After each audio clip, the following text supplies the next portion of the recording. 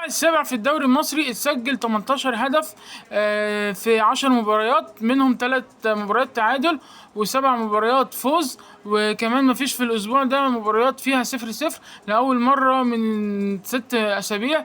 لغاية مفيش أسبوع كان فيه كل المباريات فيها فيه 0-0 ما عدا الأسبوع ده مفيش مباريات فيها 0-0. كمان هدافين الدوري حتى الآن عبد الرحمن دغنوم وصلاح محسن لاعبين المصري كل واحد فيهم ب4 أهداف. أقوى فريق في تهديفيا المصري ب 15 هدف، وأقل فريق مسجل أهداف الإسماعيلي بهدف واحد.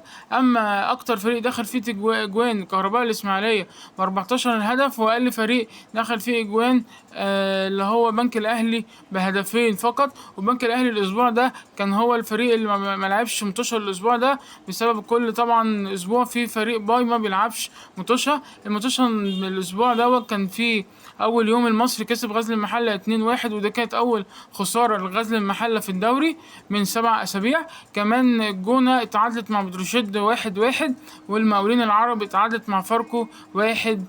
اليوم التاني كان في عندنا الزمالك بيلاعب الإسماعيلي، والزمالك بيتصدر الدوري بعد فوزه على الإسماعيلي بهدفين مقابل لا شيء. يعتبر الزمالك والمصري أقوى فريقين في الدوري حتى الآن. كمان الماتش التاني كان فيه مودرن سبورت وإنبي، الماتش كان رايح جاي بين الفرقتين وخلص تعادل 2-2. كان كل شويه انبي بتجيب جون ومودرن متعدل. كمان الماتش التالت كان بيراميدز بعد طبعا ماتش الاسبوع اللي فات ما كانش بيلعب، لعب الاسبوع ده وكسب زد 1-0 بهدف مشكوك فيه، كان ممكن يتحسب فاول على فريق بيراميدز، وبيراميدز بيفوز 1-0. اما الماتش الاخراني كان مفاجاه، كهرباء الاسماعيليه بتفوز على الاتحاد 1-0، والاتحاد هي والاسماعيلي في خبر كان معرفش هيحصل ايه. شكل الاتحاد والاسماعيلي هيهبطوا ويكون فرقتين من الفرق اللي هي الجماهيرية يهبطوا، وتبقى حاجة وحشة قوي.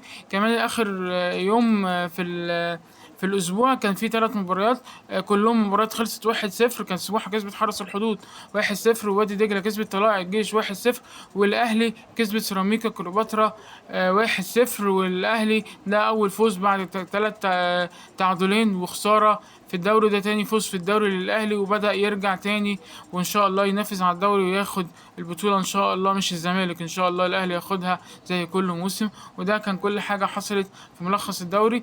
هعمل لكم فيديو تاني فيه الترتيب ومواعيد مباريات الأسبوع الجاي إن شاء الله.